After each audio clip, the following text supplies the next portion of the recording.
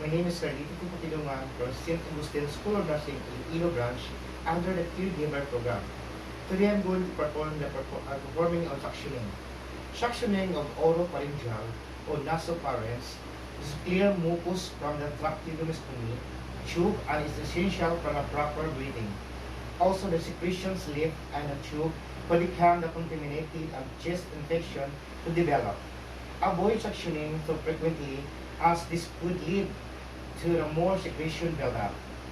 Oropharynx will extend behind mouth from the soft palate above. The level of the hyoid bone and contain the tonsils. The nasopharynx is located behind the nose, extend to the level of the soft palate. The purpose of the suctioning is removing the secretion from the airways, the facilitating the ventilation, obtaining the secretion for diagnostic purpose, preventing the infection, remove excess mucous secretion to maintain the patient airways, or collect the sputum or the secretion for the diagnostic testing. The assessment of this and assess the respiratory system, including note rate, depth, rhythm or respiratory, not noisy, with or gargling respiratory, auscultate breath sounds. To assist the client's ability to quote, note, amount and character of the sputum. Assess the vital signs compared to the Vaseline vital signs. Note and elevations and temperatures. Assess level of the consciousness and the ability to protect the airways. Example, the presence of cold reflex, note any drainage from the mouth. The equipment that we need to gather is the sterile suction kit container, appropriate size of catheter for infant 5 to 8, for children 8 to 10, for adults 12 to 10, pair of gloves, container for the saline to flush and lubricants catheter. Sterile saline may be provided in kit. Water resistance disposable bag, facial tissue, towel if that's optional, suction machine, oximeter if prescribed, mask and eye protection if available, good light source if available, and oxygen if prescribed. The procedures, we need to begin the procedures. For example, verifying the physician's order and identify the client to prevent the potential error. Hi sir, good morning. I'm your aide today. How are you today, sir? Good. May I know your name and age, sir? So, 27. Thank you for that. To begin, you need to wash your hands. Hand washing is prevent the transmission of microorganisms. Explain the procedures and purpose to the client. Explanations reduce the anxiety and encourage the cooperation with the procedure. Hi sir, today I'm going to make a suctioning today. Is that okay for you today? The position of the client. The position that conscious clients and unconscious clients with an intact gag, flex and semi-pulvers position. And semi-pulvers positions help prevent the aspirations of secretion. The position that unconscious client in a side-lying positions facing you. The side-lying position is facilitate drainage of secretion by the gravity and prevent the aspiration. Now we're going to turn on the suction device and adjust the pressure. For example, the infant and the children have to 50 to 75 millimeters of mercury. For adult, 100 to 120 millimeters of mercury. Excessive negative pressures traumatize mucosa and can encourage hypoxia.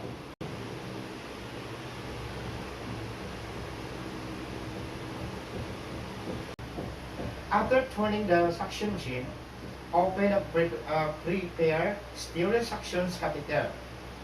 Tubes inclusion test suction apparatus na high pressure causes excision stroma without increasing the secretions removal. Unfold stereo cap, touching only the outside place on a bedside table. Pour stereo saline into cap. The pre-oxygenate client with 100% oxygen hyperinflate with manual resurrection.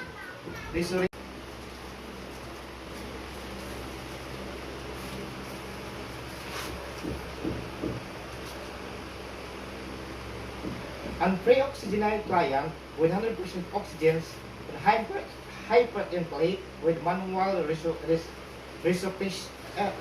resuscitation bag. The pre-oxygenase help prevent the hypoxia or hyperinflation of decrease the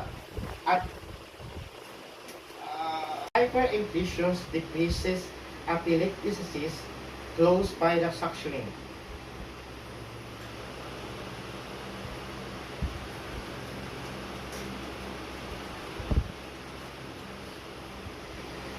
Non-sterile gloves, if can provide only one glove placed on the dominant hand, and dominant hand will remain sterile. You may use a clean disposable gloves on the non-dominant hand to protect yourself from the exposure to mucous membranes and sputum. The hand dominant or pick up the connecting tube with the non-dominant hand is not considered clean or rather than sterile attached catheter the tubing without the contaminating sterile hand. Place the catheter and into the cup of saline and testing the suctioning of equipment by applying cam on a non-dominant hand over open port to create suction. Lubricating next the catheter's inserting easier and ensure proper functioning of suction equipment.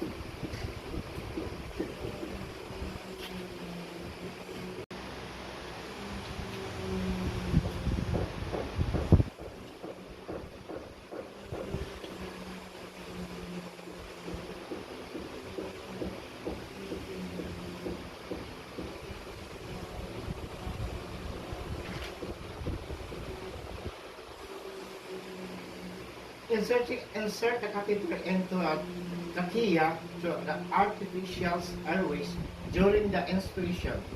The inspirations open the epiglottis and facilitates catheter the side of the mouth, prevent the stimulations of the gag reflex. The advanced catheters until you feel the resistance. Retract the catheter 1 cm before applying suction. No, usually will coat when the catheter enters a trachea or retracting catheters slightly prevent a mucosal damage.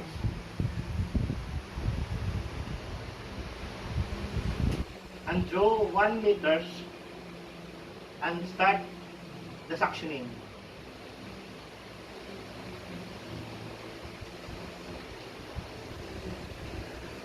Applying suctioning by placing thumb on a non-dominant hand over the open port. Rotate the catheter with your dominant hand. As you withdraw the catheter, you should take 5 to 10 seconds.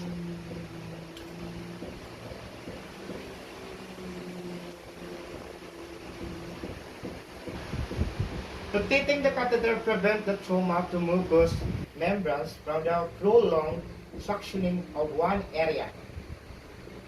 Limiting the suctions to time to be time of 10 seconds or prevent the hypoxia.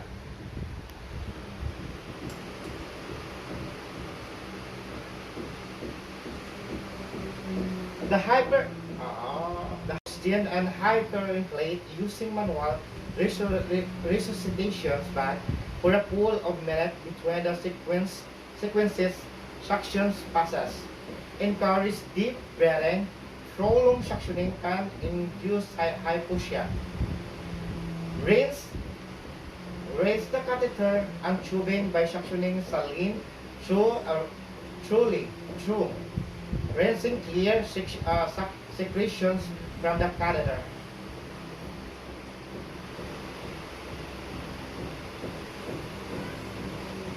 Repeat the step when an airways is clear and limiting the each suctioning to the passes.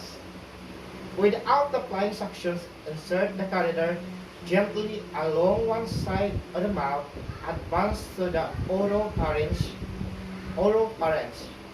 Suction the oropharynx after a trachea because the mouth is less clean than the trachea. Directing the catheter along the side of the mouth prevents the stimulation of the blood reflex. Applying suctions for 5 to 10 seconds as you rotate and withdraw catheter. Rotation of the catheter prevents the trauma to the mucous membranes. Be sure to remove secretions that hold breath, the tongue, and end the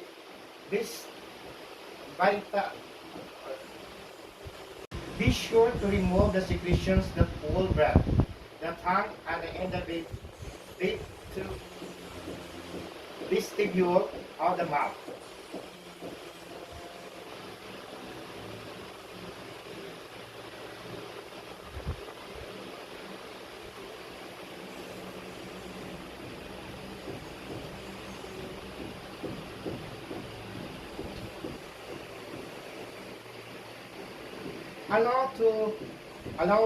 Allow to 1 to 2 minutes between passes for the client to ventilate. Encourage deep breathing or replace oxygen if applicable. And repeat the step by step as necessary to clean the oropharynx. Rinse the catheter and tubing by suctioning saline through. Remove gloves by holding catheter with the dominant hand and pulling gloves of inside out. Catheter will remain coiled inside the gloves. All other gloves out of inside out dispose of in the trash receptacles. Contain the client's secretions inside the gloves to reduce transmission of the microorganism.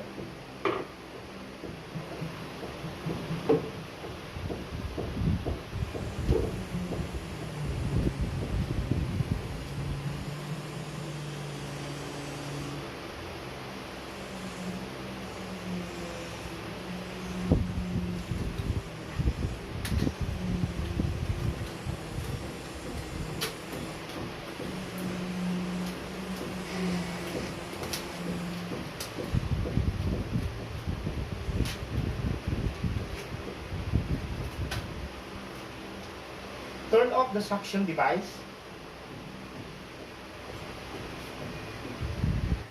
Assist the clients to comfortable positions after assisting with the oral and nasal hygiene. Replace the oxygen device if used. Accumulated respiratory secretions irritate the mucous membranes and unpleasant for the client.